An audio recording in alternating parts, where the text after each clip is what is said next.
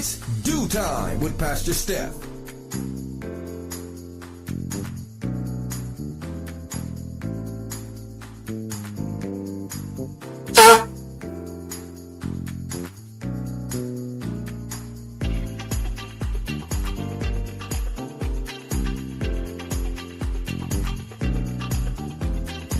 Good morning, good morning, good morning. Rise and shine. You're on with this Do Time with Pastor Steph. How are you this morning? That's what I like to hear. That's what I like to hear. For this is the day the Lord has made. Let us rejoice and be glad in it. So, where were you last week? Baby, this broadcast was on straight fire. You hear what I'm telling you? If you missed last week, forget about whatever day, last week, you missed at all. I mean a whole lot. I'm almost speechless. As I watched what God do, man, he turned some preachers up in this lineup. The Do Time crew became preacher people. And oh my. We talked about the armor of God when it comes to prayer time. And we talked about putting on the belt of truth. And all of these things, the belt of truth, we talked about putting on the breastplate of, I was getting tongue-tied, breastplate of righteousness. We talked about gospel shoes of peace. We talked about, the helmet of salvation.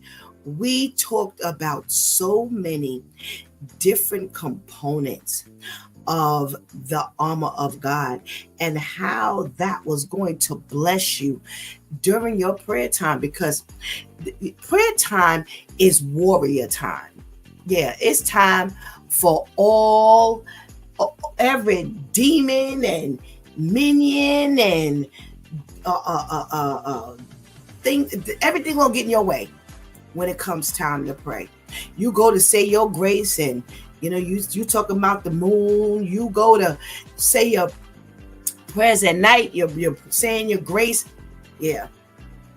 Any distraction that comes your way is going to be there. And when we talk about putting on the armor of God, you've got to be covered from the crown of your head to the sole of your feet, because it's on. It's on. So I want to remind you that Lord, Jesus, Redeemer, Savior, those words, those names, they were designed so that they would make the enemy flee. This is why the Bible tells us, do not call God's name in vain, because when we're calling on the Lord, and we're speaking to God, we've got to let the enemy know. I know who I'm talking to. I know who I'm talking about. I know that I'm not going to be distracted right now, because I don't care what you're going to do. I got on that full armor of God, not just no piece of it, because any crack or crevice you want to get into. So I'm already covered. You can't touch me. See, if we don't go before the Lord with that attitude, and we done had this conversation with the enemy, then we're going to be in trouble. I promise you, because it's not going to mean nothing. I gave you some examples right there. It's not going to mean anything. You start getting confused when you're praying, and you're nodding and you're going to sleep. Now all of a sudden you're tired. Yeah. That's the enemy at his finest. He wants to disrupt our prayer time with God. because that's that intimate time with God that we get a chance to talk to him and he can talk back. And it's not that time for you to just be pouring out your wanted list. This is the bucket list I've wanted for all my life, God. And I think it's time for me to have that husband and that house and that car and that this and that job and them children, and me and my mother gonna get along better, and me and my siblings gonna start talking again. No, it's not a time for you to just get your litany of things that you need from the Lord. It's that intimate time. Now, I'm not saying don't share with God. It's not what I'm saying. But what I'm saying is, it is not that time that we're just pouring and pouring and pouring. But it's also time that we just listen. Just listen. Listen for God. Listen to what God has got to say, because God has stopped me in my tracks to deliver some things to me. And it wasn't necessarily about what I was actually praying about. No. But I was in that prayer mode, that position that told God, I'm ready. I'm ready to hear what you guys see. See, when we walk in and we praying and we walking and we talking to God, because see, when you look around, you listen, you can't be walking and praying and with your eyes closed. But that prayer time that we are spending on our knees in that position, lets God know we're ready. I'm ready for you. Not only am I ready to speak to you intimately, but I'm ready for you to intimately speak to me. Ooh, what y'all learning this morning? What are you reminded of this morning? So go back to Tuesday's episode, and you're going to get some reminders of what that armor of God, that full armor of God, will do for your prayer life. Okay? All right. Well, we are in the week of the Breaking the Yoke Women's Conference. Check it out behind me. We're going to be looking at that all week, because today is the final day for the ticket bonanza, the registration bonanza. Yes, it has dropped significantly. So if you have not registered yet, you want to make sure you have registered. Now, I got to be honest. We got some takers on this thing here. Yes. People are like, wait a minute now. If this is going down this low, I've got to jump on board. And man, oh man, we've got some new people that have jumped on board. Yes, when I opened it up yesterday to see the registrants, I was like, yes, God. Yeah. So everybody's getting excited, if they haven't already been excited, because we are about to spend some intimate time with God, talking about those struggles. Yes, the theme for 2025 is, what did God say? The struggle is real, continues. Yes. So I can't wait to get today's show started.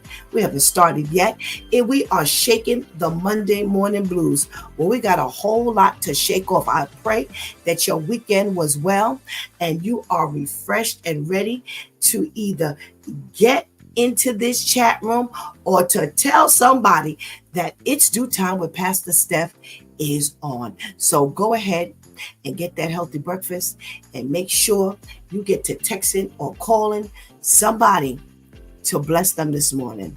And make sure you don't go anywhere, because we are going to be right.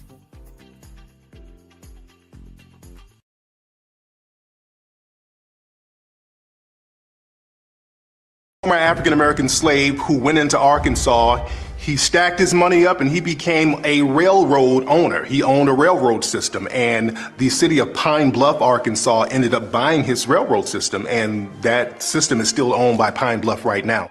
The Patterson Car Company was a car company founded by former slaves, African-American men, and the Patterson Car Company was the first African-American car manufacturer in the country, I think the only manufacturer in the country. And what's interesting about the Patterson Car Company, it was in Ohio. Their cars were considered higher quality than the Model T cars that Henry Ford had. The DeRay brothers, Ford and them stole it. That's why all over the world, Ford never gets credit.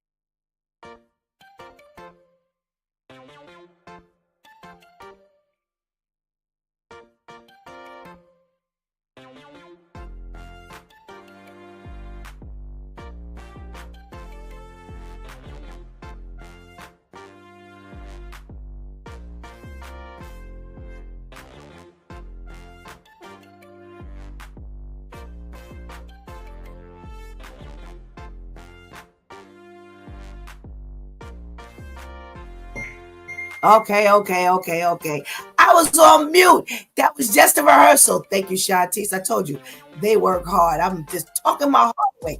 Good morning and welcome back to It's Due Time with Pastor Steph. We are shaking the Monday morning blues. Are you out there? I gotta say good morning to my loyal viewers. So if you're out there, make sure you give me a hearty shout out because I will give you one back. All right. Starting off this morning with our boy Terrence. Hey, Terrence, good morning. Where's your registration? Yes, I'm talking to you. And if you have not registered for the Breaking the Yoke Women's Conference, I'm talking to you too. So good morning, Terrence. Good morning, and thank you so much for joining us. We got our girl, Ketty, in the house. Good morning, Ketty. Thank you so much for joining us. And what about our boy, Serge? Working hard to get us ready for this weekend's conference. Thank you so much, Serge. Couldn't do it without you. Good morning, and good morning. Oh, we got our girl, Lady Tamika, in the house. Good morning. Good morning. Thank you so much for joining us this morning. And we can't wait to talk to you face to face. All righty. And we could not go any further without saying good morning to the ladies that hold us down each and every day.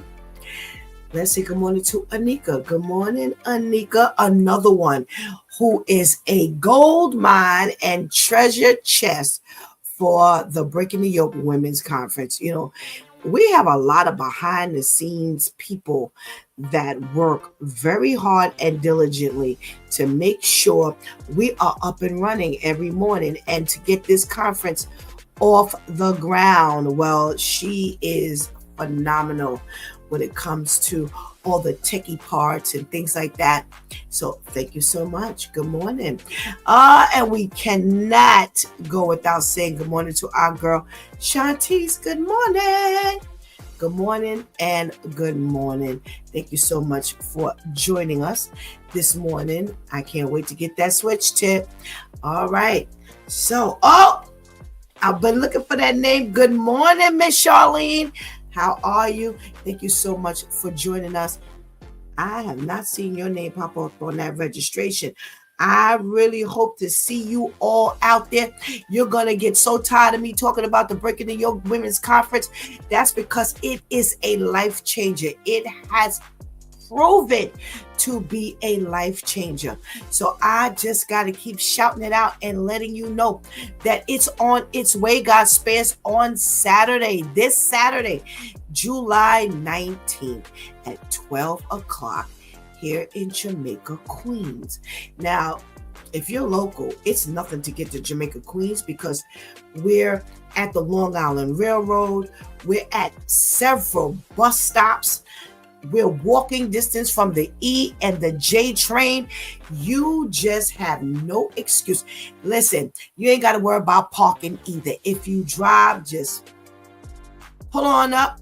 It's residential. you can find some parking. We have never had an issue with parking, and it ain't going to start on July 19th. So regardless of how you got to get there, make sure you get there.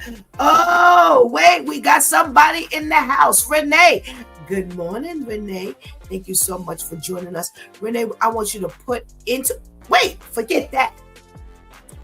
Renee was the one who came up with the name of the conference. Oh my goodness. Yes. I forgot. I was getting ready to say, Renee, just tell everybody why they need to be at the Breaking the Yoke Conference 2025. It is our year and it is stronger than ever. We are in store for something big. God's presenters are going to be on fire. Why? How do I know? Because they're already on fire. I mean, they are really, really, really, even when they're talking and they're speaking to me, they're like, you Pastor Steph, I am so excited for what God is about to do in that house. I'm like, yeah, yo. I'm like, and it starts with you. Well, it doesn't only start with our presenters. It starts with you, our attendees, because you are why God has us ministering. Yes, we're not just ministering or only ministering for ourselves. He has chosen us to present the very best to you. Now, if you love to tune in to his Due Time with Pastor Steph, you're going to have a wonderful time when it comes to the Breaking the Yoke Women's Conference, okay? All righty. You don't have to bring any food.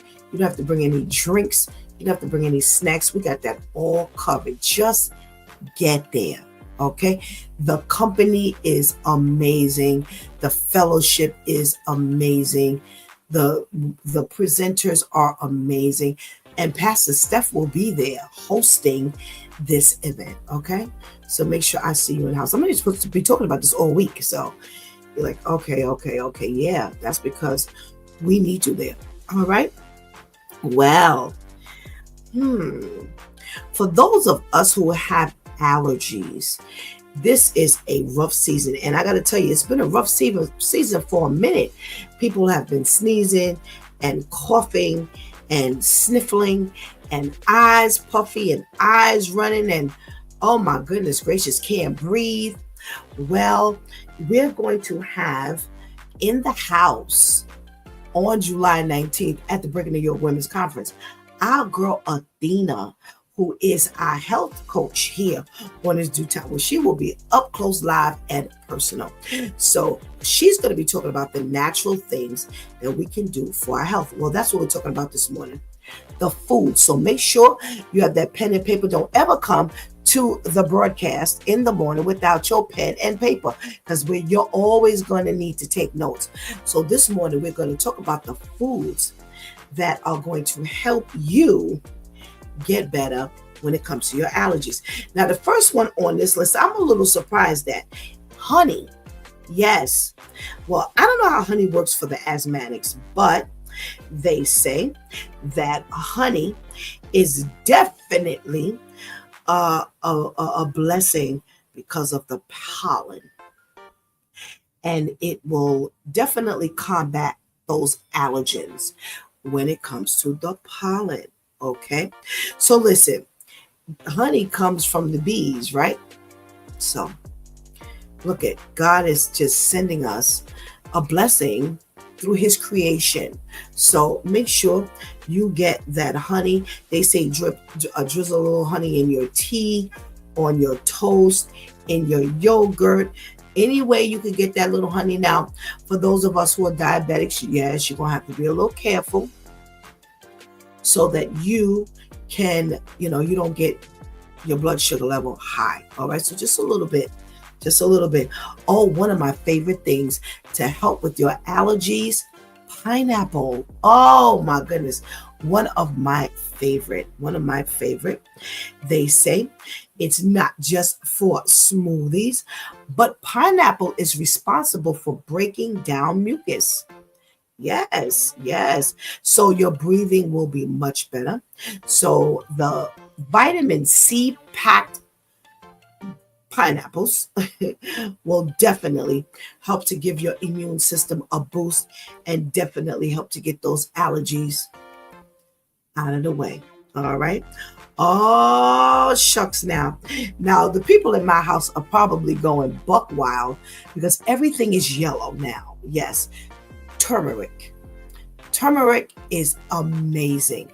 And I am drinking turmeric tea on a regular basis because it helps to fight your blood sugar level issues. Yes. But I'm looking here and it is just as good as that for your allergies. And I'm not surprised because turmeric is amazing. It has some amazing compounds in it that will help deal with a whole lot of things. So, again, we're talking about our immune system and that boost that we're going to need to our immune system. And they say your sinuses will thank you when you add the turmeric to your diet. Allergens will go away.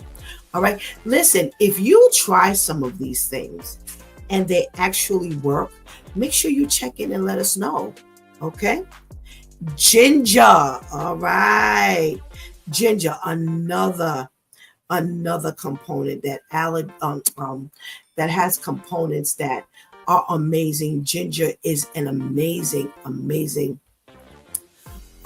fight for cancer, for allergies, for your immune system, the whole 9 yards. They say that ginger carries antihistamine properties on its own. So therefore the medicine is not needed. Okay. So get it in your tea, in your soup, put it in your smoothies. Yeah, just a little bit. That's all you need because it packs a powerful punch, as they say. Apples. We're talking about getting rid of those allergies. Excuse me. And what we can do naturally to help fight allergies. Apples is on this list. They say it is rich in antihistamine properties as well. Wow. So they say if you got some itching or sneezing, get that apple. Okay. All right. Broccoli. Wow. Broccoli.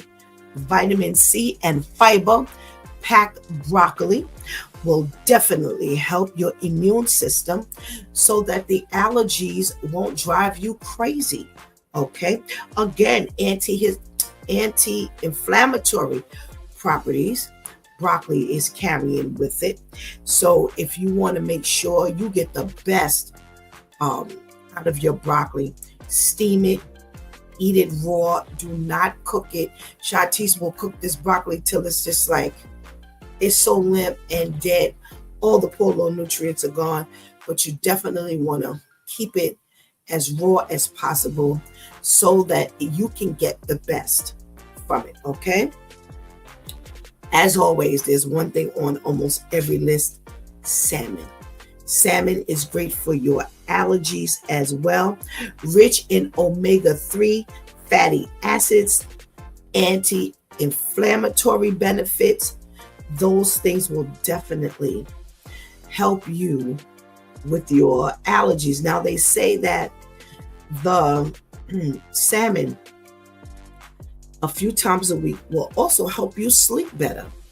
Yes, especially if you're dealing with the allergies. Okay. Garlic. Are you surprised? Garlic is another thing that always shows up on our list. My uncle used to eat garlic all the time. And he used to eat like straight garlic. And he was healthy. I mean, for a long time. Very, very healthy. All right. So anti-inflammatory, immune boosting properties. Go get that garlic.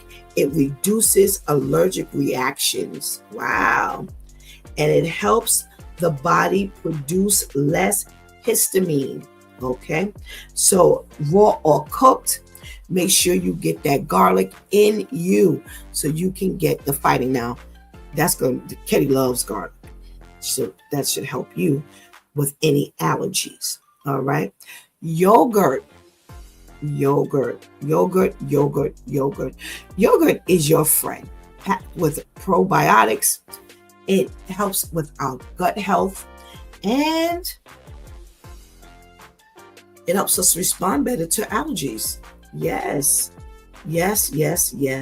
So listen, get that apple, the honey, and the yogurt. Yo, you can't beat that. All three of those things on the list, and you can make one powerful smoothie from just those three components alone. All right. Green tea. My favorite. That's what I have in this glass every morning. Green tea.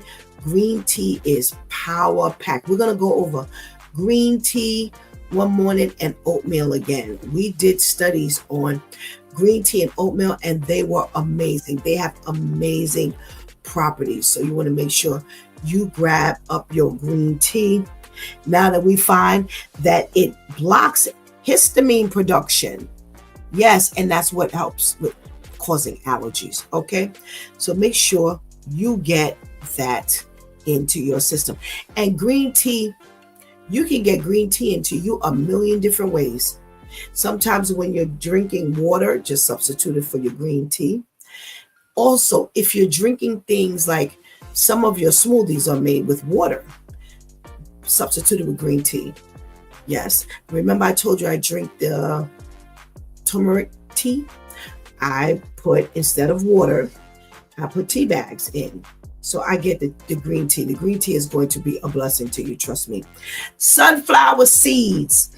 Yes, sunflower seeds loaded with vitamin E definitely will help to regulate your immune system and help to fight off those allergies. Yes, okay. And you know you can do a million things with sunflower seeds. Your smoothies, put it in some yogurt, put it on your salad. You'll be okay. Red onions. Wow. Okay. Red onions, they say, again, blocks the release of histamines and will slow down the allergies. Wow.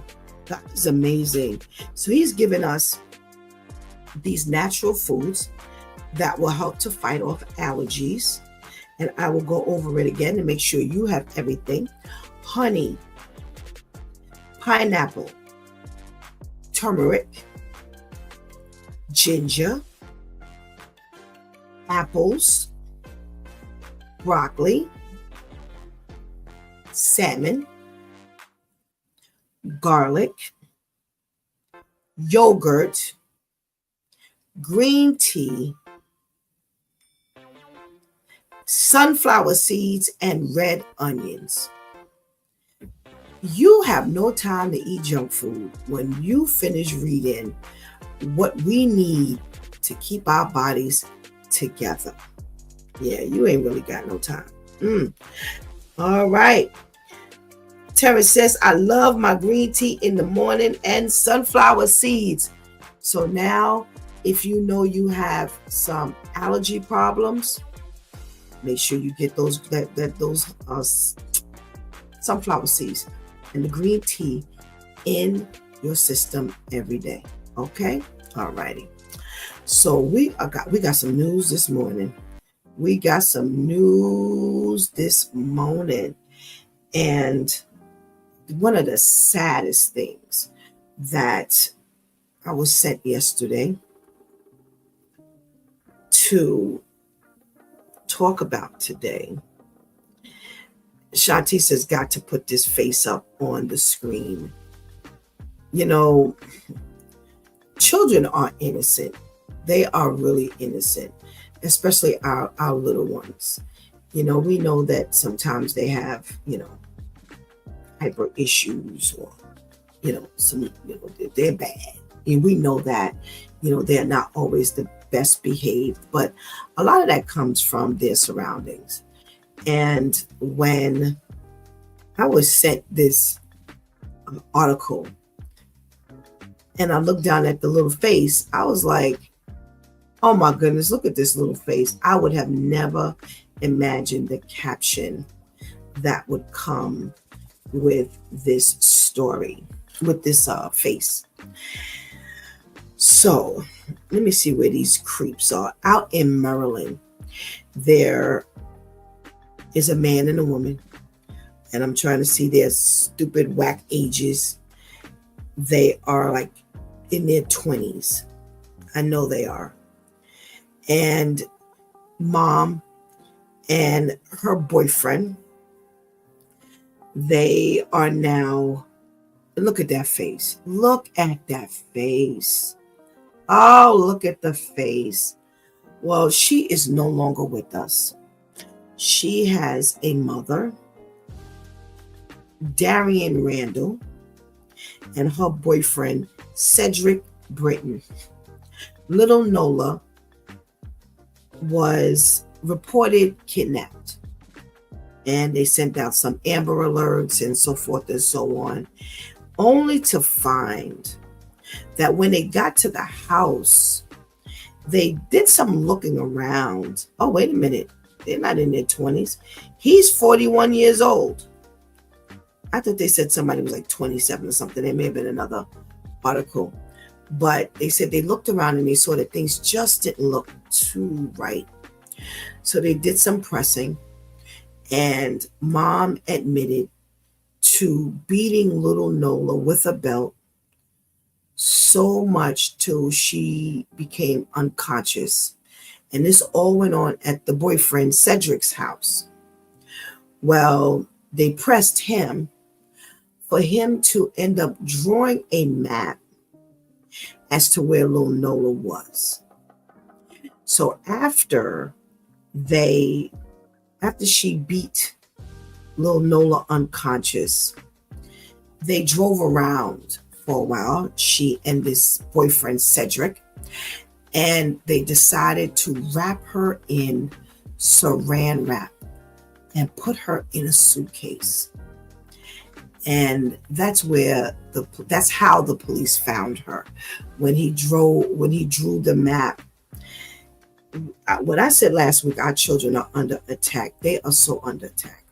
It is so sad to think that, this is the way you would treat your own children. I don't get it.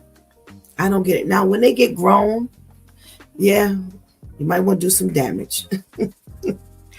But when they're little ones like this, it's so hard to imagine just beating her like that.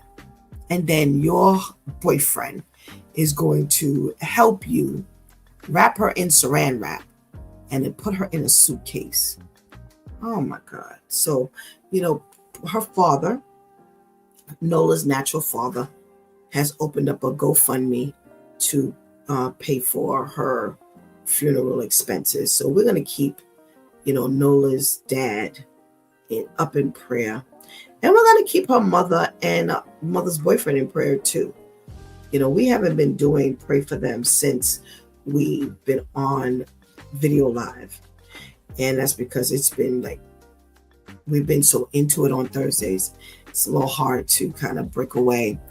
But, we're going to get to that. And in the interim, please keep these people in prayer, because this is hard. This is hard to, for this, these parents, such as the dad, the natural dad, to hear something like that. You with mom, you don't get along, you separate, kids stay with mom 99% of the time. And look what happens. Look at what happens. So, too bad little Nola had to suffer, like that, because nobody deserves that. Nobody deserves that. What else are we talking about? Let's see what else we can pull up. All righty. Now, And you know what? I'm coming back to that because I want that to be that's a matter of opinion. And I was just curious to see what others had to say about it. So we're talking about out in California and the immigrant thing. You know, it's so bad for them out in California with ICE that they have been told to stay at home. Don't even go outside. And don't answer your door for strangers. Because they say ICE is, and Homeland Security, they are absolutely buck wild, which we know they've been at this for a long time, and since the beginning of the year. So they've got 7 months in, pretty much. And do you know it is so bad out in California because they're snatching people up at schools, the car washes, all over the place. Being that they're snatching them up all over the place, they said they've even hit all the shopping centers, the swap meets, all other kind of businesses. Do you know they have closed the churches? Let me tell you something. The enemy is so strategic. So strategic. Now, we all may not agree on the different things in the Bible. But the one thing we do all agree on is that Jesus saves. And we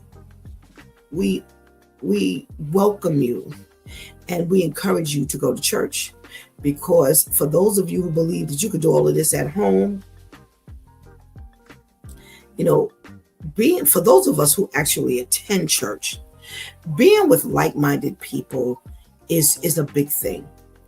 And when you have gotten to the point where this is so bad with them deporting people, because out in California they have a huge population of illegals, so they're striking gold out there, amongst other places. But we're talking about California now, and the churches have decided to close their doors. Now, this could be bittersweet, and I'm going to bring this up tomorrow about, whether it's good or bad in some cases. But listen, church is all people have, at times to really get them together. You sit at home and you stew in your own garbage and your misery, and, you can't get past a certain point. But when you go to church, it gives you that revival moment.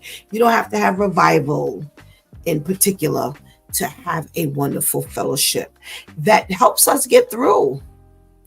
And this is what it's come to out in California. They have actually closed some church doors because they're like, stay at home.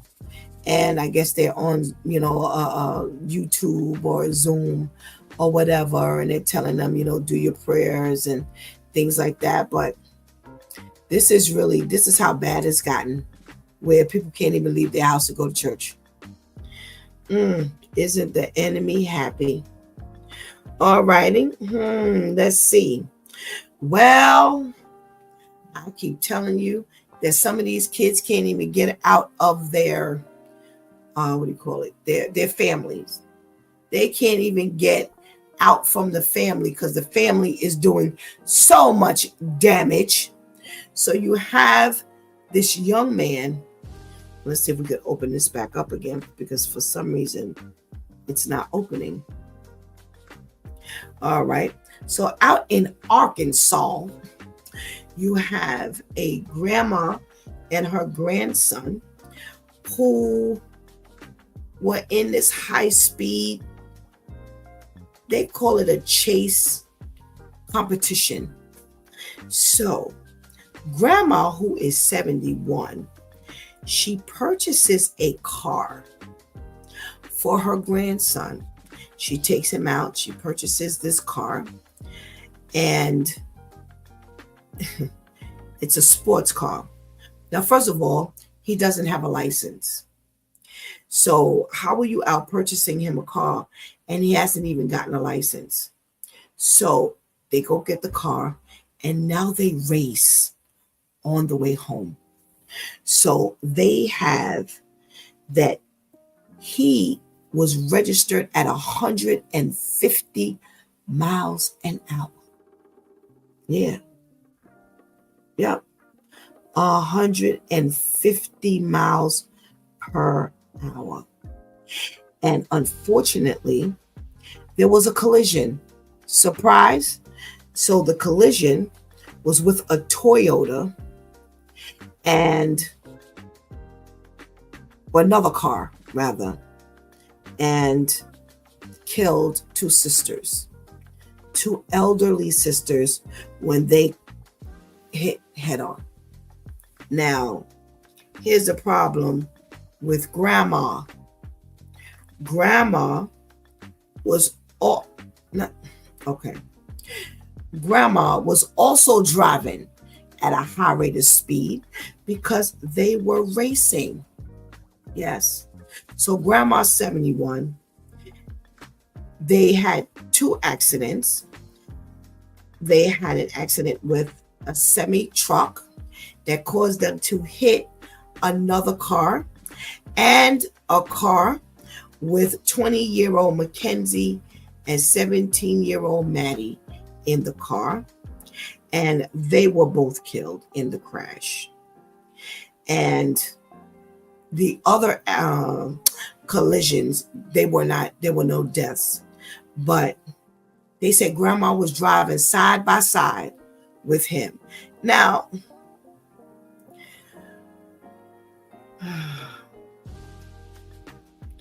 are y'all ready? Grandma was at 120 miles per hour. What is the matter? What's the matter? So now Grandma is on her way. She's going to spend the rest of her life in jail, for real. But she only got a couple of minutes.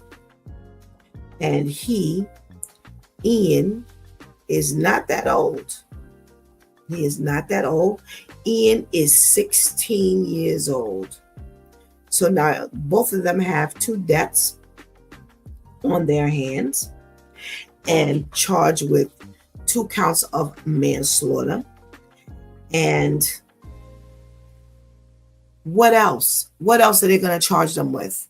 What else? Because you know good and well, they going down for quite a few. Now listen, you've got 20-year-old Mackenzie and 17-year-old Maddie. You know her parents, their parents going to be on it. Their parents going to be on that. Because you 71 and you 16 want a drag race. And now you cause a 3-car collision. Now here's the interesting part. Again, nothing happened to them. How does that always manage to happen?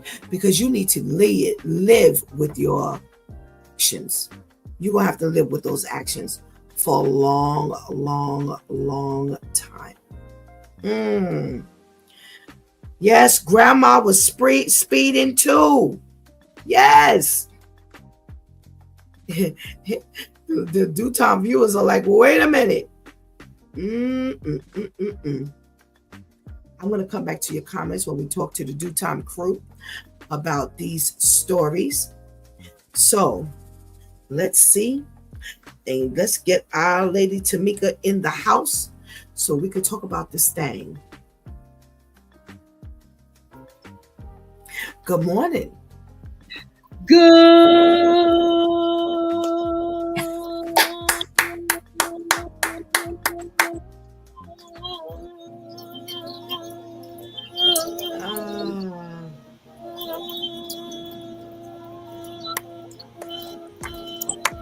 Morning, Pastor Steph. How are you this morning? Love it. I love it. I love it. Oh my goodness gracious. You people are amazing. Oh my goodness gracious. So for those of you who don't know this joke, this is an inside joke. So Lady Tamika gives us our Monday morning jingle. Well, Pastor KL got on and he tried to give us his Monday morning jingle.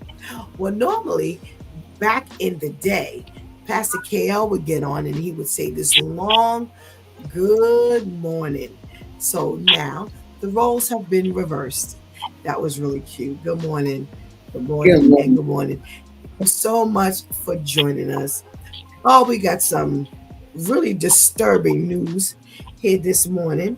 We've got little Nola, who was beaten to death by her mom, and then her mother and boyfriend wrapped her in saran wrap and put her in the suitcase. And this here is so disturbing because there's an attack on our children. I don't know. What do you want to say about that? Would you co-sign? I definitely would. They're not safe at home. They're not safe with grandma, grandpa. They're not safe with a relative or a friend. It's complicated. Not even, we just talked about, children being kidnapped out of their parents' arms. And it's very evident that there is a clear attack. And I used to personally be, kind of regretting the fact that I didn't have a child. But with all the stuff that's going on now, I say thank you, Lord. Thank you. Yeah. It's so sad. It is so sad. Terrence says there's no way you beat a child to their unconscious. What were you hitting her with? Not a belt. And it's, well, why would you need to beat a 4-year-old with a belt? That's so unnecessary. For 4, that's so unnecessary. He says also for them to be putting her in saran wrap and in a suitcase. I want to know, did they YouTube, they Google, that causes them not to be smart, think something like burying her? Crazy. Oh, it's I don't know. I saw the little face and I was excited, Tamika. And I was like, oh, and then I looked at the caption and I went, oh, it was like instantaneous. Right. I have said on this broadcast, and a lot of people will probably think that I'm like insensitive. And oh yeah, you could say that now because you have your own. Back in 1985, 1990, and 1998, the world wasn't perfect, but the world was not different. I mean, the world was very different than it is now. And I'm not excited to see babies come here. I'm not. Because they, like you said to me, they are up against so much. They can't even get out of their own homes. So now you have babies, or you get pregnant. There's these huge baby showers and all of these things y'all do, and then you don't even treat the kids properly. No. It is really so sad. All righty. What else are we talking about? We're talking about grandma and her son. Grandma and the son.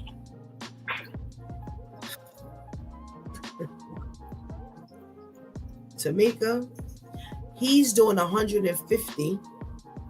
She's doing 120. And they managed to end up killing two young people, sisters, and a car wreck with a truck, as well as another car with an elderly person or so in there. Yo, what are we doing? Again, you can't get out your house. Exactly. You can't get out your house.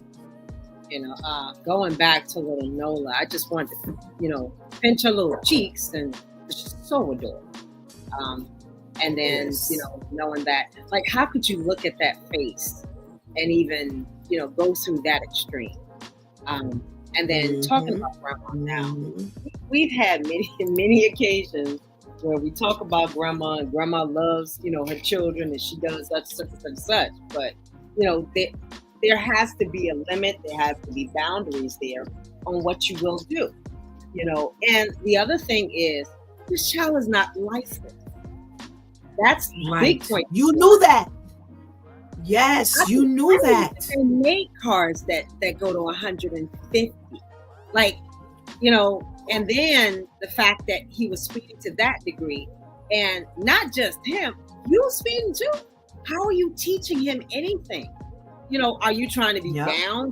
This is one of those things where we talk about where you should not be friends with your children, with your grandchildren. Where did you draw the line? Grandma should have drew the line somewhere in there. And apparently, she let this grandchild get away with everything, and she did it with him.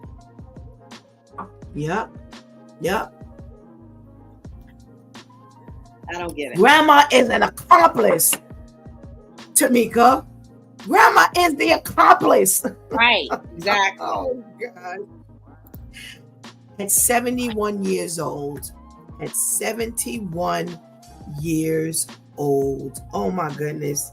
So, Terrence is talking about the immigrants. We're going to talk about that more tomorrow. He says some places I know judges have stopped Trump ICE people from reading people as well. Yes, there has been several articles that I've read where the judges have stopped the deportation, period, because it's just crazy. Well, Renee says, whoa, 150? Grandma speeding too? Yes. Lamont Sanford of the year. Absolutely. You big dummy. Oh, my goodness. Oh. All right. Anika says, society civilization is deteriorating. Children are no longer nurtured but abused. Well, I can say Grandma and her son, they love Fast and the Furious. They probably wrote the movie. Listen, you can't do the Fast and Furious at 71 years old and think that you're going to be all right. So that's my thing, Tamika. You 71 and you could handle a car at 120? Child. What we talking about here? After a certain period of time, so obviously she might clearly not. Clearly not. She driving at 120. Yeah, they took license. She did have a license. Well, listen, she couldn't have bought the car if she didn't have a license. Now the grandson may not have a license, but she could not have definitely bought that car with no license. Terrible. Like you said, Tamika, terrible example to set. Come on, you could do better than that as a grandmother. Let's talk to Pastor KL and see what he's got to say about Grandma Dynamite. Remember her, Tamika? Yeah. Grandma Dynamite? Yes. Good morning, Pastor KL. Good morning, ladies. How you doing? That was such a great rendition of good morning, Lady Tamika. Thank you. I thought of it myself.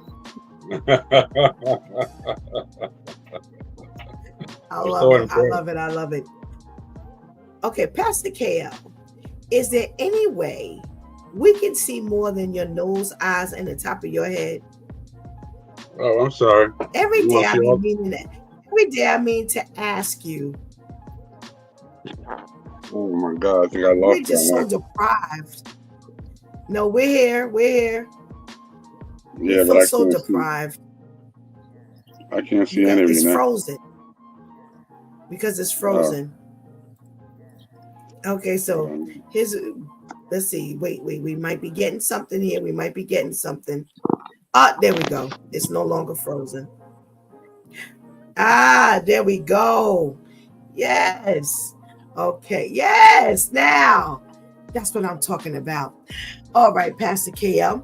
We're talking about the little Nola in Maryland who was beaten to death by her mom and wrapped in saran wrap by mom and boyfriend and put into a suitcase. And I asked Tamika, Would you say that the children are under attack? Our children are under attack. Yeah, I mean, they've always been under attack. Listen, when I was a child, I was under attack. I mean, I'm just trying to figure out what did Nola do so bad that caused her to be beat to death like that. I mean, was she smoking a joint? I mean, what was she doing? There was nothing she could have been doing to allow her to be beat that way. But now, on the other side, in my former life, I would say that when I failed the class, there was nothing I did that bad that my father beat me with extension cords. So I mean, we just had it a lot different. We didn't die, but we was close to death.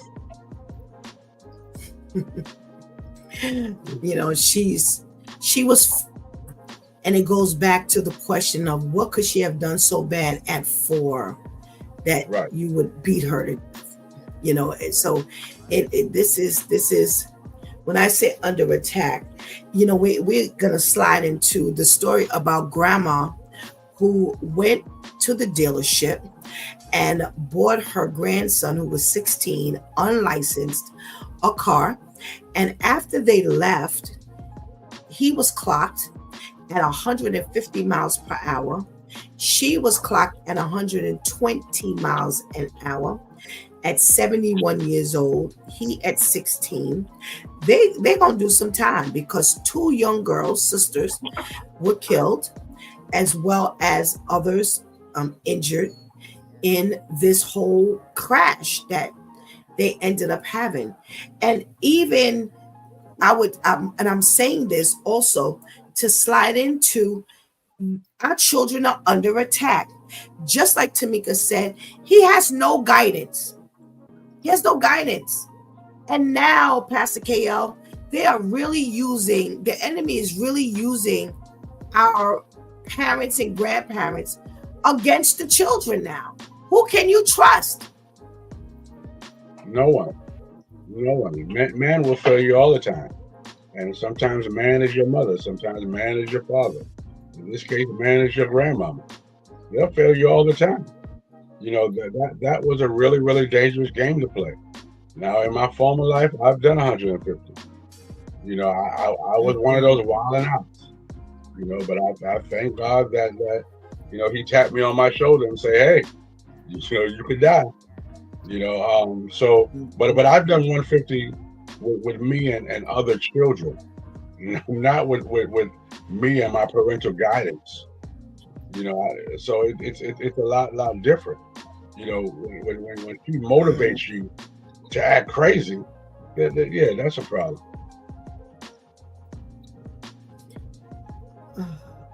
Prayers up for our children who don't stand a chance when mom and dad and boyfriends and they're killing the children. And when, our go-to was always grandma, Tamika. Our go-to was always grandma. Let's talk about that for a minute. Where's grandma? What happened to grandma? I just don't get it. Sometimes just to relieve, mom and dad, that's the place she went. That's where grandma's for the summer, the whole entire summer, and, grandma would find a way for you to have a good time, but not buy. She purchased a car for an unlicensed minor and then told him, go ahead. As a matter of fact, I'll go with you. I'll go not even in the same vehicle. She got in a car and he got in the car. And both flying off into the sunset. And now we've got 2 other lives that are affected because of your negligence and because you didn't discipline your grandchild right. And it makes me wonder, what did you do wrong with the child as well? Because we're talking about a grandchild. So you obviously didn't learn from the first, or maybe you disciplined so hard that you figure, oh, I'll release the reins. But to that degree, that's ridiculous. Pastor KL, where's grandma? Years ago, grandma was the support system. Like Tamika said, sometimes during the summertime, you'd send, your children off to grandma, and, or grandma would always got a little piece of candy for the baby. And, grandma was grandma. Where's grandma? like I said, babies are having babies. So grandma and the daughter, they're clubbing together. Their ages are not that much different. So grandma don't want to be grandma. Grandma still want to be out in these streets. So there's no big mamas anymore. Back in my day when I ran away from home, and I thought I was running away from home, I ran away to grandma's house. They knew where I was. That's where I was going. Now these days, there is no place to run away to. You run away to the streets. Or you run in the streets with them. Oh my goodness gracious. Well, thank you for indulging me in our news this morning. Now, we have our Relationship Monday day, and I thought this was really interesting. We've got a little bit of time here. So the men are talking, and there are some truths, some brutal truths, they say, that men could never tell women directly to their faces. So we're going to see how the woman will respond to these brutal truths. And I want to see what the man has got to say about these brutal truths. All righty. So one of the first ones, just because I don't express emotions as vividly as you do, Lady Tamika, doesn't mean I don't have them. That's a brutal truth that men want us to know. Why do you think they say that? I think it's stated because, for some women, as soon as he divulges his information, how he feels, especially that soft spot, that she will manipulate that soft spot and utilize it to her advantage and his disadvantage. So if I don't tell you, then you don't know. Okay. Pastor KL, let me read this again. Just because I don't express emotions as vividly as you do, ladies, doesn't mean I don't have them. Why does he say that? And is it true? It's definitely true. Just because I'm silent, that doesn't mean I don't feel the blows that you're throwing. So sometimes women throw blows, and because we don't say nothing, they just keep on pushing and pushing and pushing to see how many blows they can send. Just because I didn't say nothing don't mean I didn't catch it. Don't mean I don't understand it, and don't mean that I don't hurt from it. Okay. All right, ladies and gentlemen in the viewership world, when you hear these things, just put, whether you think it's true or not. Okay. All right. Tamika, how much they say they look past and don't comment on a lot of things just to keep things peaceful. That's a blatant truth. I think that's one of those situations where you pick your battles. Especially if you've been in a relationship and you really get to know each other, your trigger points. So as opposed to you not doing, there's something that annoys her. Annoys you and it grates you to the bone. But I'm not going to say anything because I'm just trying to keep the peace. I say something about this, that's another half an hour conversation that we as women can talk. So, to avoid all of that, and women, it for sure. They start glancing off into the atmosphere somewhere. You're having a conversation with them because at that point they've disconnected and they don't want to hear what you have to say. So, as opposed to having to see that, he says, I just won't address it. I won't even comment on it. As a matter of fact, I'll try my best to hold my face so that she doesn't know that I'm annoyed by that situation. All righty. Going back a little bit, Renee says, Pastor KL, you said it all. They don't even want the title anymore. We're talking about those grandmas. Tamara says, true, Pastor KL. What say you to, you don't even know how much we look past and don't comment on just to keep things peaceful. Is it true? That's definitely true. However, they do know. They know. Because, if you're in a relationship for a significant amount of time, you know what bothers each other. You know what I mean? You just feel like saying it, or you just feel like doing it. But you know how he feels about it, and you're already ready for the argument. You're ready for the response. We just don't give you that privilege and that pleasure. But your gun is already loaded because you know how we feel about it. But we just stay out of the way just to keep it. You want to go out to the club looking like that? Okay, no problem. You got your booty shorts on? Okay, no problem. You going with Carol and you know I don't like Carol? Okay, no problem. You spending this money and we ain't got no money? Okay, no problem. Okay.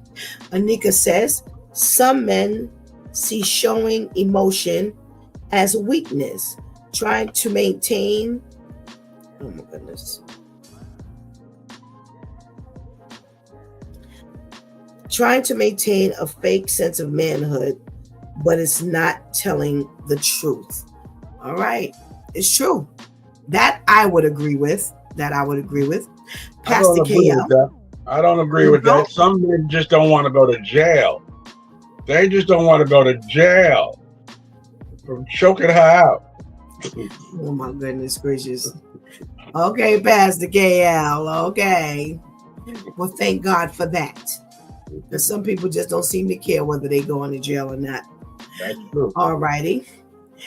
Now, what do you think about this one, Pastor KL? You need to vent without seeking your need to vent without seeking solutions is exhausting, tedious, and unpleasant to be around. If you're not trying to fix your problem, keep it to yourself. And I know exactly why that statement was made. What do you think about that one?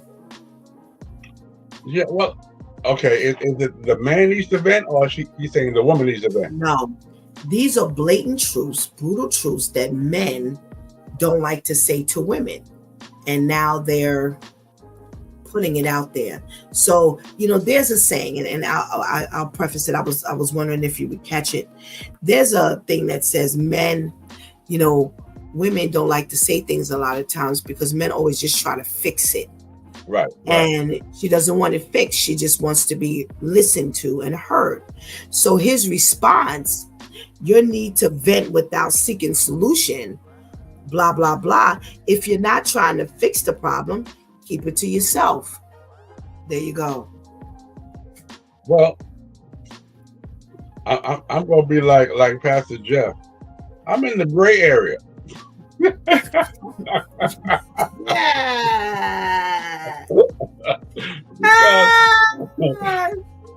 because I do believe, listen, if there's an issue, first of all, we're the protector, we're the provider. So if you're telling the man, the first thing in our head is, how can we fix it to make it better? But you don't want to make it better. You just want to be heard. We ain't got time for that. Because in our mind, we're trying to fix it. We're trying to beat the world. Who's bothering my baby? Why is she feeling this way? And you don't want all that. You don't want King Kong. You just want Dr. Phil to listen to you. No, listen. I'm tired of being Dr. Phil. You know what I mean? My job is to roar and to go out here and fight the demons that's trying to get my lady. You don't want that. And stop talking to me. Go talk to your mama. Because y'all both women and y'all emotionally spent and y'all can talk to each other. Don't talk to me about it. Why couldn't she, why can't you turn that off for a moment? Why can't you take the time to her need is for you to listen? And why can't you just listen? Why do you have to beat the world? I don't want you to necessarily beat the world, she's saying. So why can't you just listen? And I can just listen. Pastor Steph, didn't I just tell you I'm in the gray area? I'm in the gray area. I can listen sometimes. But I'm not going to listen all the time. I'm not going to listen all the time. Sometimes, at some point, we need to fix it. How many times I'm going to listen to your boss getting on your nerves? How many times I'm going to listen to that? How many times I'm going to hear you vent about what Johnny did today? At some point, either Johnny needs to be beat or you need to quit this job. Because I'm tired of hearing about Johnny. Alrighty. Okay, so you didn't make that presentation initially. You said you were in the gray area and you only offered one side. So okay, so that sounds better. Because in all honesty, Pastor KL, I do understand what you're saying. You can't. Women say that to me. I just want them to listen. That's why I was able to make the presentation, not necessarily because it's Stephanie, but because I've heard it a million times. I just want him to listen, and all he wants to do is fix things, and it's that. And I'm like, well, how long do you think he's going to listen to what he has interpreted as abuse, and you're going to keep on accepting it? You keep talking about how bad they're treating you on the job. How long is he going to listen to this before he's going to tell you to quit? Or he going up there to address Paul, the boss? Yo, you can't. You got to be realistic. And I don't think it's fair to him that you just keep venting. Because after a while, I'm tired of hearing the venting. So you got to do something at one point to fix it. So I actually agree with you where, listen, I'll listen. But listen, I'm not listening after the 3rd, 5th, 9th, and 12th time. It ain't happening no more. So I actually agree with you. All right. The men are saying, women say that men are bad listeners. It's more like you over communicate about things we aren't interested in or can't contribute to. I work on active listening because I know my partner cares about me acknowledging every conversation about her that day. She doesn't want me to fix her problems, just listen. So I do that now. It's hard to do because it's not eventful stuff and she doesn't want it resolved. I like to fix things and move on. Women say that men are bad listeners. It's more like you over communicate about the things we aren't interested in. Address that one, Pastor KL. Women go in tangents. We don't mind hearing how your day was. We don't want to hear the whole 8 hours of your day. We don't want to do the shift with you. We don't. Give me the highlights. Give me those. Let me get in there with you. Don't tell me what happened at the water fountain. Don't tell me what happened when y'all went to lunch. Don't tell me. No. I've already done 8 hours. Now I gotta do your 8 hours with you. No. After a while, it's womp womp womp womp womp, and we're just shaking our head. And then you say, "What did I say?" I don't know. I lost you after lunch. You know what I mean? We going through 8 hours. I lost you after lunch. No, I can't do it. Okay. Fair enough. Women can be exhausting to be around. Everything is centered around them, what they're feeling at any given second, and their need to talk about it. How do you piggy bank? But is it a piggy banking thing, or is that something separate for you, Pastor KL? It's pretty much okay. So I think, and this is just me, women who wants to be center of attention and stuff like that, there's some type of disconnect. There's some type of insecurity that you have to be loved. You have to be the center of attention. Everybody has to gather to you. I think there's an insecurity somewhere. I don't think that you're really secure in yourself. You need people to pump you up. You need people to say you look good. You need people to laugh at your jokes. A lot of times, and I often say too, as a comedian, comedians tell jokes from hurt. Saying to hide and disguise hurt. If you gotta constantly be the center of attention, you're hurting somewhere. You don't want to be by yourself. Okay. Now you kind of walked into this one here, but I want to bring it up because I need everybody to hear this. We hate it when you mess with your face. If you're 25, it's okay to look 25. If you're 37, it's okay to look 37. If you're 52, it's okay to look 52. It's okay to look your age. Please stop with the wild surgeries on your face. You are beautiful already. What would you say about that one, Pastor KL? Another level of insecurity to me. You know, I mean, you're trying to, especially for the older folks, you're trying to reinvent the wheel.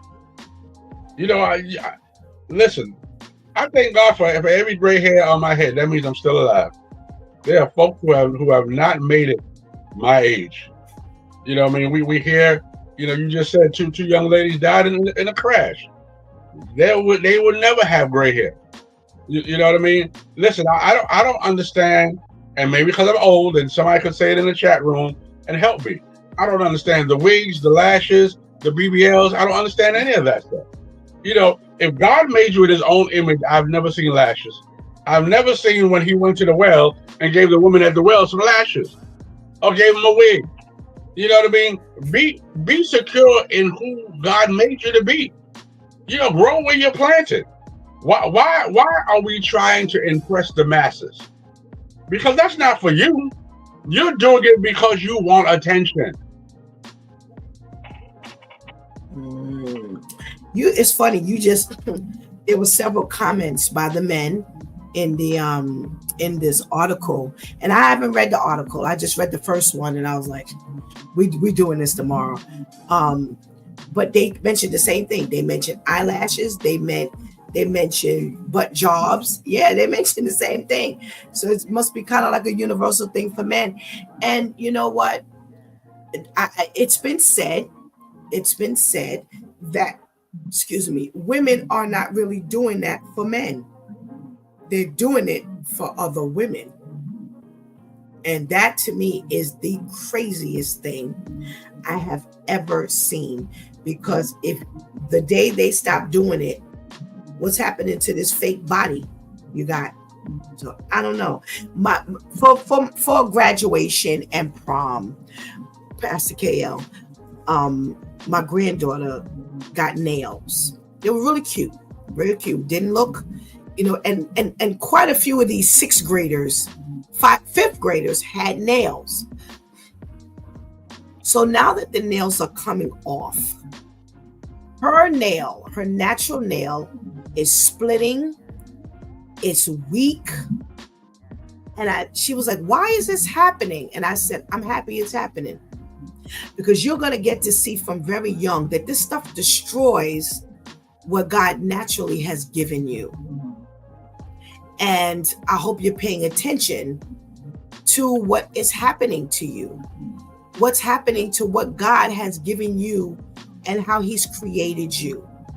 You know, I said it's for you, it's just your little prom and your graduation. But I said that to say, you know, kind of piggyback off what you're saying, whereas, you know, you don't need this stuff.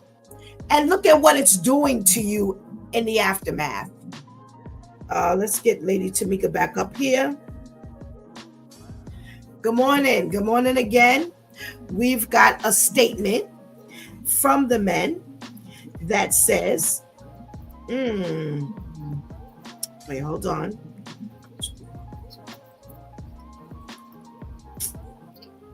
Gotta go back. Okay, let me go back. Let me go, because I want Tamika to comment on this.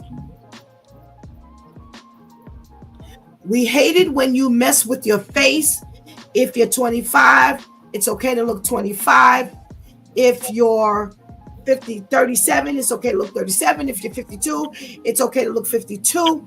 It's okay to look your age. Please stop with the wild surgeries on your face. You are beautiful already. That's what the men are saying. What would you say about that? I have seen, you know, a lot of times we have a tendency to doll ourselves up when all he wants is the natural you. You know, Al and I talk about that all the time. One of the things that he hates is that there's that look with the part in the middle and the hair all the way down the side, and everybody's doing it, and the hair is all the way down to the backside. And, you know, all he wants is just, you know, look like you don't have to be a carbon copy of a carbon copy of a carbon copy, which isn't even an original. You do all this work, And there's all kinds of repercussions. They got this microblading that everybody's doing, and if it's done wrong, then your eyebrows, you look surprised all the time. There's all kinds of things that happen to the body because you weren't designed that way, and now you're trying to fit into a mold that wasn't created for you. You're trying to fit somebody else's mold. Just be you. There are so many women saying, "Oh, well, look how I look." I remember seeing a posting of this woman. Look how I look. She had on makeup, she had on a wig, and she had all this, all this extra fanfare. These eyelashes that you could wipe your lip with. Just too much. And the men would respond, and they told her what she looked like. And all she could receive was the negative. But you asked. They told you transparently. And then even after being told as clearly as possible, then she got offended. So, if you don't really want to know, don't ask. All right. All righty. The men are saying the reason a man doesn't ask anything from you is not because he doesn't want anything. It's because he knows that if he does, he will be shunned for it. Tamika, true? Right. So we're in that same ballpark of if I don't say, don't, see something, but don't say anything, and if I let you know, okay, well, this is my weak spot. Some women will take advantage, hit you there and keep hitting you there. So I'm just not going to say anything. I'm just going to deal with what, comes and take the punches as they come. Okay. Terrence says that's so true. Pastor KL, true or false? Definitely true. I mean, if I express something that I don't like something or that I do like something, and your mentality, well, I'm grown, you can't tell me what to do. You can't tell me how to dress. You can't tell me where to go. Okay, fine, you grown. But don't be upset when I disconnect because you're grown. So we're no longer together because you're grown, which means that you can't hear anything I say. But you want me to hear these long conversations about what's going on with you and what you like and what you don't and what you desire. So it goes both ways. Remember, I'm grown just as grown as you are. So when you stop listening, I stop listening. All righty. We've got a comment here regarding the look. You don't have to doll yourself up. It says, these young girls are looking so grown too quickly. You don't need nails at 10, maybe a little polish. They look so grown, and then you mad when Mr. Charlie is looking at her. Absolutely. Absolutely. That's from Renee. All righty. Says men are saying most women are horrible at dating and don't put nearly enough effort into it. The idea that women are good at relationships is not true. Tamika.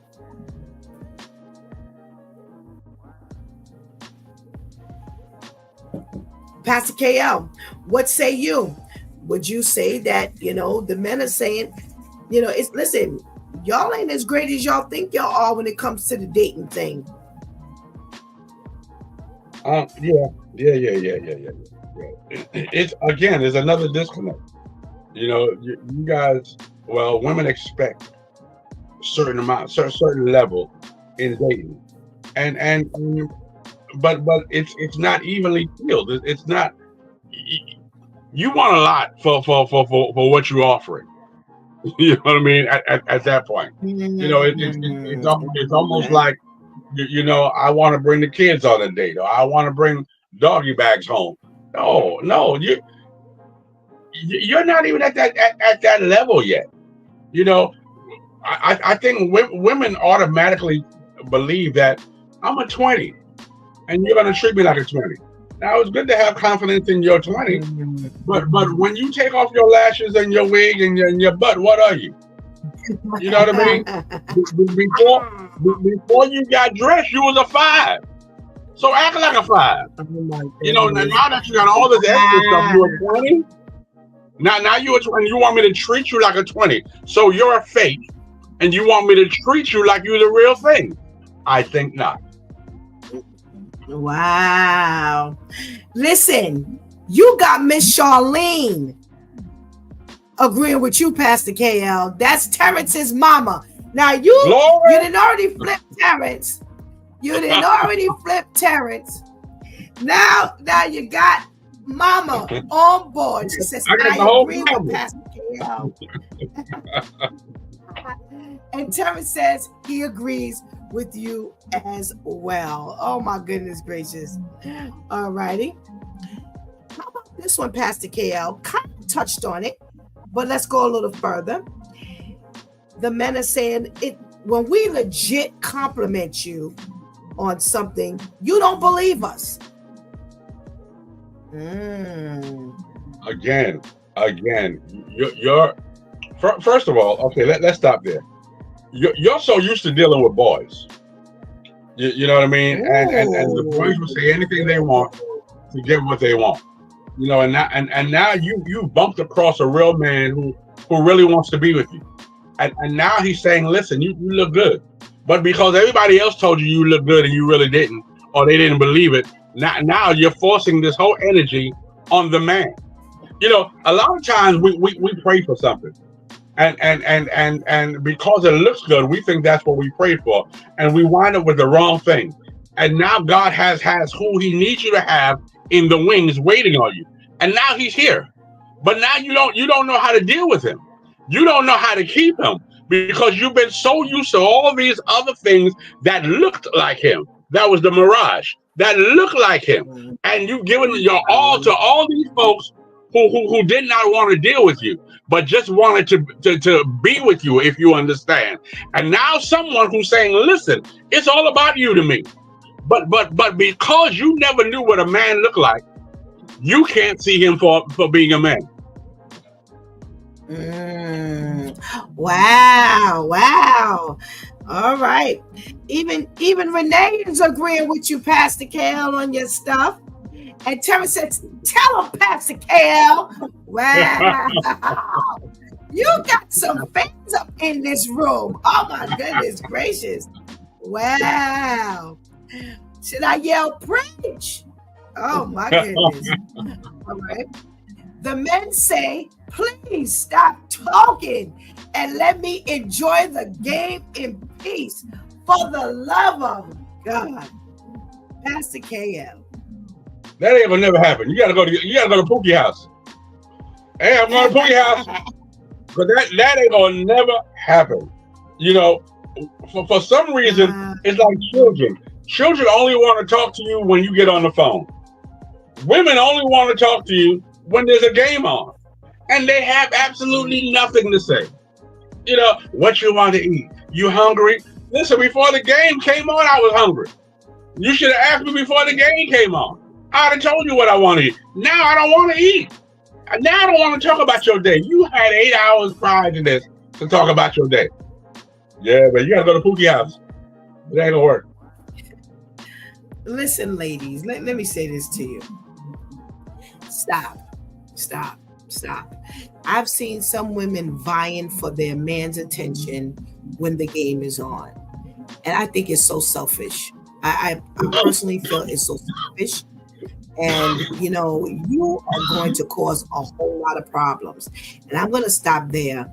Because I'm going to put the rest in my closing. But I'm going to comment on some of these things that the men have said. And remember, I talked to the men. I had a session, Pastor KL. I think I kind of touched on this. I told you last week. I had a prayer breakfast with the men one day and left the women upstairs. And I listened to the men. And that's, you know, I don't pat myself on the back for a whole lot of stuff. But God has made me a very good listener because everything I've done in my life, I've had to listen. And I've had to weigh in and make decisions on what people have said at work, all over the place. So God has made me a very good listener. And I came upstairs and I said to the ladies, I said, listen, based on the way y'all are acting and the way y'all are complaining, don't think you're listening to these men very well, because if I hear what you hear, if they're telling me what they have told you already, then I need to know why you're not more sensitive to these things, Pastor Kale. When I tell you, if they could have cut my head off, became public enemy number one. They were not trying to listen to Pastor Steph. They were like, duh. I was like, wow. What would you say, as we close out here to get our switch tip, what would you say to the ladies in regards to the fact that, these are some blatant truths that the men have not said to them directly, but now we're bringing some of them out, and maybe we have enough to go next week. What's your word? Well, I think personally that in a relationship, it's more than you. We talk about the ships all the time, whether you're on a boat, whether it's a friendship, whether it's a relationship, the ship has to go somewhere. You get on the ship for a journey to go somewhere. If you're the only one in the ship, we're not going anywhere. You have to be conscious of my feelings just as bad as you want me to be conscious of yours, because you definitely want me to be conscious of yours. Let's ride this ship together so that we can make this journey work. It's not just you on the ship, because if it's just you on the ship, then the man is overboard. Wow. Thank you so much, Pastor KL. We've got a hand clap from Kenny for Pastor KL.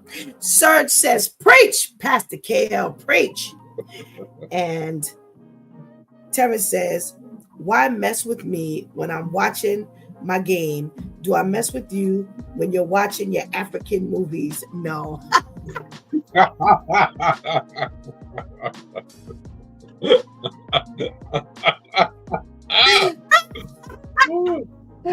ahead, Terrence. Oh my goodness, Pastor Mel, thank you so. I know he's hilarious. Thank you so much for your contribution into today's conversation. We pray you have a blessed day. As well. Okay, thank you. Well, everybody, okay, there we go. It is time for the switch tip. And we missed her last week, but we've got the switch with Shantice. Let's say good morning to Shantice. Good morning. Good morning, Pastor Steph. How are you? I'm well, thank you. How are you? I'm fine, thank you. Good.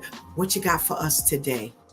Okay, today I have the switch with Shantice, where we make the switch from the streets to our godly seat. And hold up, I look a little dim. I'm sorry. Make sure. Okay, so it's funny, but not funny, because God makes sure that everything is in alignment with each other. So one of the ideas, switch tip ideas I had during one of my prayer sessions with the Lord was stop being a lover of yourself. And after Pastor Steph and Lady Tamika and Pastor KL was just conversing regarding the whole plastic surgery, cosmetic changes that a lot of these women make and so on and so forth, that just came to mind as soon as I opened the list. It's like, this is exactly what they're touching on. So our switch tip 226 for this week is stop being a lover of yourself. And I'm going to give a couple of quick definitions. Being a lover of yourself, you are someone who is consumed with your own interests, your own desires above everything and everyone else. You're often exhibiting characteristics like pride, like arrogance, and you show a complete lack of empathy for others, meaning you display the fact that you don't have the ability to be able to understand someone else's plight and be able to relate, which we pretty much know is bogus. When you're a lover of yourself, you are completely self-centered. You have a self-centered attitude, and you're consumed with your own well-being and your own happiness. That becomes top priority, and you're potentially leading to neglect others and disregard morals and spiritual values, I'm sorry. And of course, if you are a child of God, you do not have the opportunity to disregard morals and spiritual values, because that is all God ensures that you have. And I was trying to, find the perfect verses to go along with being a lover of yourself. But to go along with this, when Pastor Steph was speaking on the prayer breakfast that she had with the men, and she said she went upstairs to the women and they were all crazy, I was leading that lynch mob because I was a lover of myself, because they weren't being honest. They opened up to Pastor Steph, to the Lord through Pastor Steph, and made it seem like they was telling stuff, but I wasn't trying to hear nothing. Okay, because my whole thing was, excuse me, ma'am, I've been asking him, and he wasn't saying that he had this problem or he was feeling this way, or now all of a sudden he got emotions. You see how men do? But because I was a lover of myself, my own well-being was top priority. I could not empathize with the fact that even though I don't have a problem with opening up and sharing how I feel, it's not always easy to do. Pastor Steph, for those who do not know, that is my mother. She's my mother and my pastor. And even though I'm able to talk to her about any and everything, I don't want to all the time. Why? Because that's my pastor, but that's still my mother. At the end of the day, there's certain things I don't want my mother to know, but that my pastor has to know because of the role she is playing in my life and my spiritual walk with the Lord. So I wasn't showing much empathy. And at the moment, I could care less. He could have jumped off a top step and landed on a nail. That's all I cared about. But God is showing, and I'm so serious. I'm not, listen, when I say things, it's not to make people laugh. Like, this is therapy for me. Okay. That's how I really felt. Now I see how I was a lover of myself, how my well-being became top priority. I was neglecting morals and spiritual values, like listening and shutting up. That's a spiritual value. Okay. Because all I was thinking about was how Shantice felt. 2 Timothy 3 verses 1 through 5. We are going to read these, but you're going to have to make sure you reread during the rest of the day and during the week, because this is serious. Okay. In the words of my grandmother, this is serious. All right. Difficult times will come. When you're talking about being a lover of yourself, these verses fall under the title, Difficult Times Will Come. 2 Timothy verses 1 through 5. I'm going to read them in the Amplified Version. But understand this, that in the last days, dangerous times of great distress and trouble will come, difficult days that will be hard to bear. For people will be lovers of self, narcissistic, meaning it's always about you. You always got to find a way to bring conversations and topics and things back to yourself.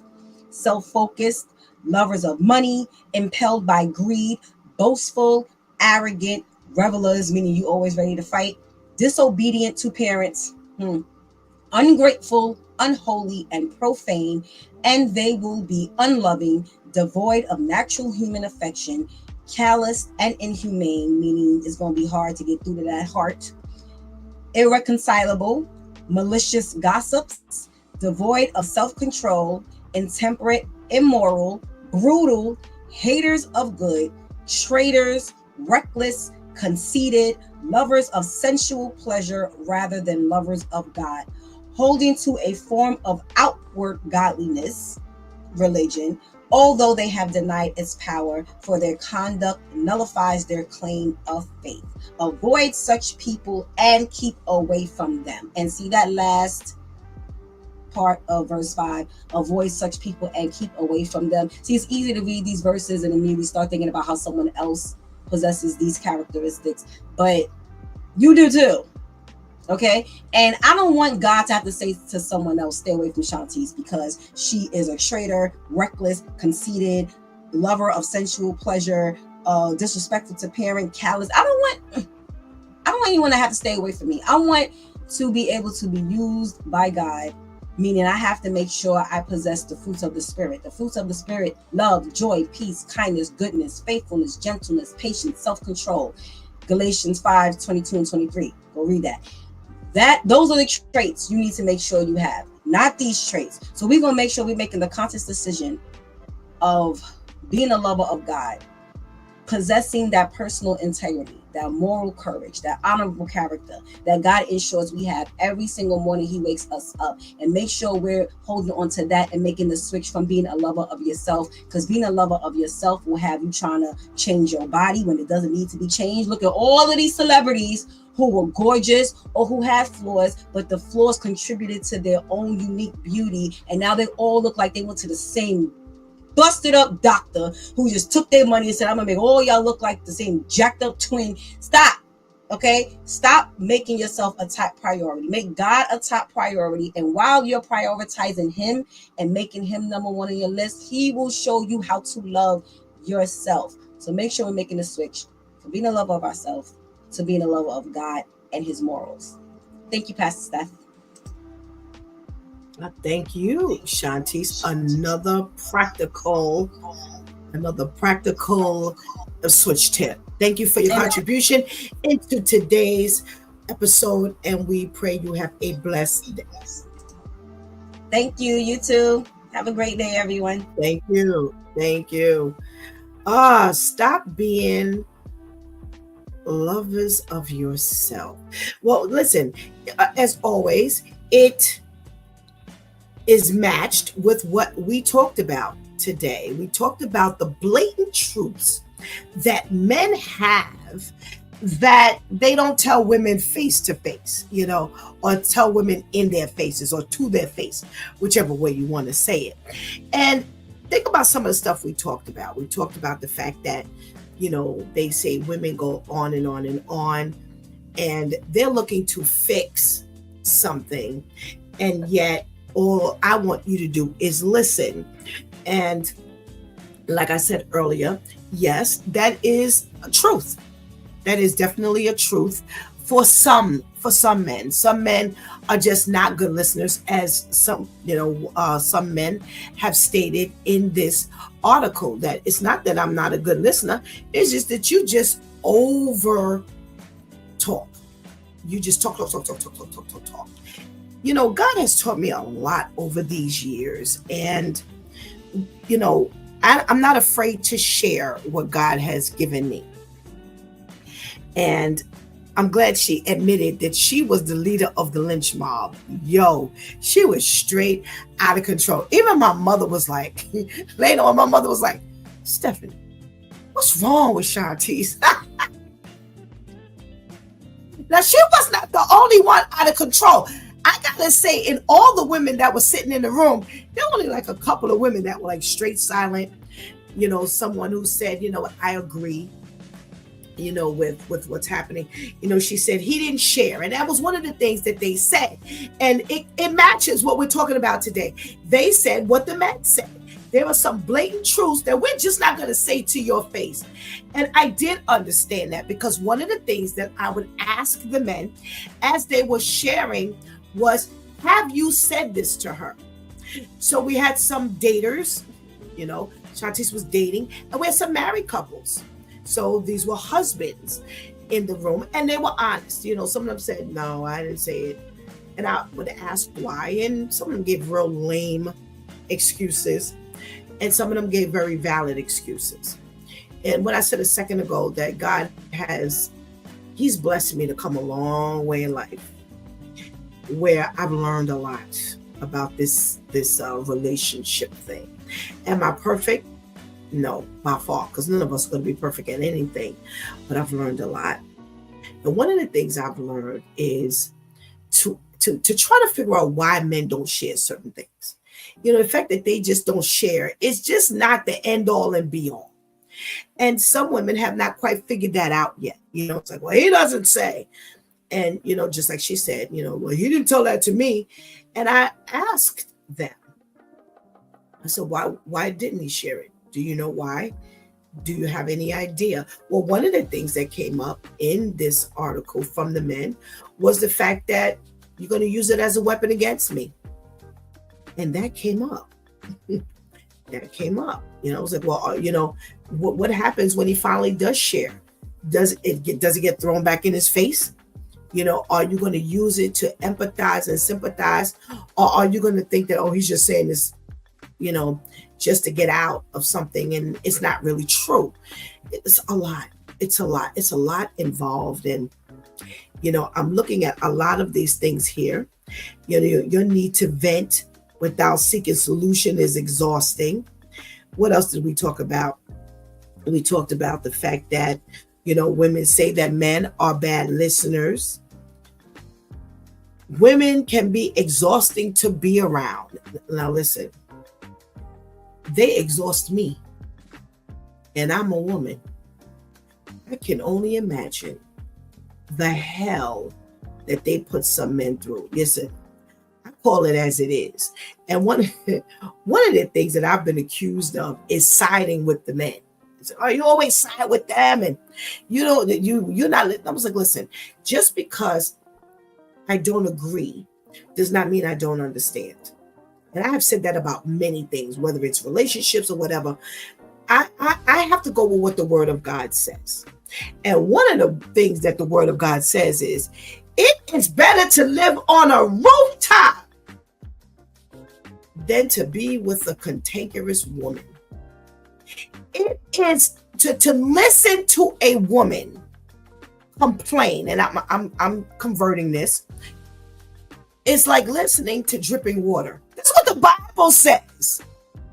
So the Bible has said and spoken on your issue to complain, to not resolve matters, to throw things back up in the man's face. It has addressed your ongoing nagging. The Bible does not leave anything out from our lives. Trust me when I tell you. So when these men were being blatantly honest, we hate it when you mess with your face. I had someone say to me one time, and it was so weird. I had found this lipstick, and I'm not really a makeup person. I found this lipstick, and I really liked this shade, and I was putting it on, taking it off, because I didn't know whether I was going to go meet him, and I wasn't sure whether he would, wanted it or not, because he wasn't the type that really liked it. But I know what I wanted. I wasn't doing it for, I just know how I wanted to present myself. And when I tell you, it was so hard for him to look at me. It was clear. It was clear. And finally he said, please don't put that back on your face anymore. But I cannot tell you something. It took a long time. And I could sense it. Because it was like, you could tell when he would look, he'd like put his head down and was like, And finally he was honest enough to say, please, don't wear that anymore. Your face is beautiful without that stuff. I don't want to see you with that on. You don't need it. And it goes to the connection. And one of the complaints, or one of the blatant truths, is the man says, I compliment you, and then you don't believe me. Well, it would have been a fool for me, or a fool of me, to be angry when he said that to me, or not believe him, as the men have said. I'm telling you, pay attention to your man. And they give off a lot of signals that you're so busy in your own world that you're not even picking up what's being shown, what's being felt, the indicators. You don't pick up on any of this stuff. But I'm telling you, I watched it, and I was like, and I had to laugh it out, and I had to say to him, do you know that angst with putting it on, taking it off, putting it on, taking it off? Because for some reason in my heart, I felt like it wouldn't have mattered to you. Why am I putting myself through this? But it's something that I wanted to do that day. And he was like, you don't ever have to worry about me. The men really feel like this. There were men who really feel like this. I had a girlfriend back, oh my goodness, it's over 30 years now. Oh my gosh, it's over 35 years now. She had a boyfriend at the time who she had to be dolled all the time. And this is when weaves were not common, because we couldn't afford weaves back 30 something years ago. And we had to walk where we worked. We had to walk to the train station. She had to have on high heel shoes. She had to have this weave. He He found one of these guys who did weaves for celebrities, and he paid for her to have it. They ended up moving in together, and she said she couldn't go to sleep with a head wrap on. She couldn't go to sleep with the curlers in her hair. She, at that time, we would wrap our hair. Remember, we would put the pins in. None of that. She literally had to go to bed dolled up. There are men like that. No, most men are, when they see you, it's whatever your beauty is. Yes, there are some men who want those dolls on their arm. We've seen that all the time, but it's a lot of men do not feel like that. And when you believe that this is, what they want, it may not be what they want, and you may want to talk a little bit to find out what exactly it is. They said that women are horrible daters, and they think that the fact that women are great in relationships is not the truth. Well, can I tell you something? I've watched it. I see why they say it. Now, I'm not protecting the men because they can be real crummy, real bums at times. However, one of the things that God has given me is to talk to you ladies. We're talking about the men who are giving blatant truths that they feel that they cannot say to your face, or they've opted not to say to you. Why? Ask yourself why. Am I going to be the exception to the rule? Am I going to ask my man to be honest and truthful with me? And then when he lets his guard down and he's truthful with me, I'm going to now throw it back in his face. Did you cheat? Did you cheat? Did you cheat? And he says yes, and then it ends the relationship. Stop asking questions you don't want the real answers to. And God has taught me that. If you don't want to know the answer to that, Stephanie, don't ask. Trust me. And that's what I've learned. Trust God. You want a man who will listen, but who will not want to protect. Understand who God has made these men. They have been made to protect. So the first instinct is going to be to protect. You can't use that as a weapon now. Can they be better listeners? Yeah, absolutely. But you're going to have to understand that there's a line that gets drawn for them. I'm only going to be in this mode for a certain amount of time. And then afterwards, I need to go handle this thing. Because if I don't handle this thing, what kind of man does that say I am? But we don't think about that. We think about ourselves. So it goes back to being lovers of yourself. Lovers of yourself is broad, but yet narrow, narrow, but yet broad. And being a lover of yourself could clearly mean that you don't care about nothing else but you, like Shanti said. That's just it. Lover of yourself. You don't want anything else God has for you. You want to dictate everything that God has for you. And lo and behold, you end up here with men making double-digit statements that they could not make directly to you. Is that what you want? I'm sure that's not what you want. And this is not going to be the way you get it. Go to God and ask God to make you who He wants you to be. Not what you're more comfortable with, not what you would like to do, but who He wants you to be. Ask Him to point out those traits that are not so becoming of a good woman. Are you that woman who they would rather listen to the water dripping, and that's equivalent to you being the nag? You don't want that label, do you? Well, if not, then stay before the Lord. Stay before the Lord for Him to transform you, transform your mind into who He wants you to be. Because when we constantly look across the table, we're always pointing fingers. We never consider ourselves and what we do.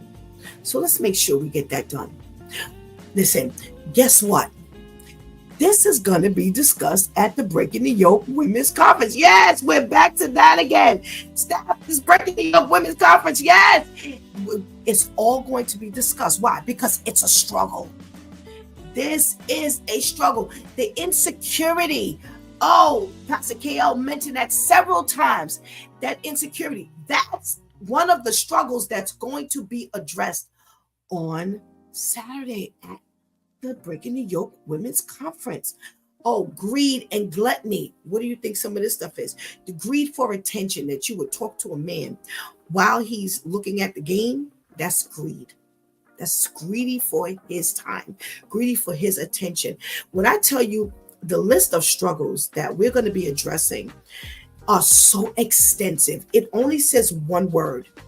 It says insecurity, but boy, does that come with a lot. Is that padded? Greed.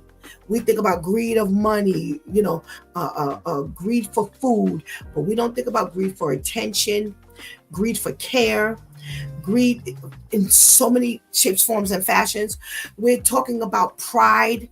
Man, look at what happens up in here. That pride that people say women do not get the butt injections and the facial modifications for others, but for themselves and for other women. That's pride. So listen, nothing we address on this broadcast will not be addressed during the conference. I invite you. Today is the last day that you can get that registration bonanza price. Trust me, it ain't too far from almost half price. Trust me, there's a huge discount because we want you in the room. Again, like I said, we only charge because we need to cover expenses. I've already spent like hundreds of dollars, and it's because we want you to have the best. That's the goal. And it costs to make that happen. So that's the only reason why we charge, but we want you in the house. Please do not let money be a distraction from you coming to get the blessing that God has for you. Okay? All right. Well, I'm going to sign out now. You've been watching It's Due Time with Pastor Steph. Join us Monday through Friday from 7 a.m. to 9 a.m. where we discuss matters of the heart, mind, and spirit. As you go through your day, be sure you set your mind on things that are above, not on things that are on the earth. They will only serve as a distraction. Remember, prayer changes things. It's Pastor Steph signing off, and I want to thank my Due Time crew for always coming through big time. Thank you for hanging out with us and keeping that chat room alive. Please do not miss this opportunity to give Christ your life right now. Please do not miss this opportunity to strengthen that relationship with the Lord right now, because later is not promised to any of us. Until tomorrow, God spares, where it's Let's Talk About It Tuesday Church Folk Day. Don't forget to register today for your registration for the Breaking the Yoke Women's Conference. Bonanza ends at 11:59 tonight. Oh, I hope to see your name come across that registration page. If you have any questions, DM me at Coach for Christian Life on Facebook. You can always reach me at I got to give you the phone number. I forgot the phone number, but I'm going to give it to you. I'm going to give it to you tomorrow. But email me, coach4christianlife@yahoo.com. All right. Make sure you reach out to me. I don't want to miss you. I don't want to miss you. God spares our life. I want to see all of you in the room. Until then, I love you.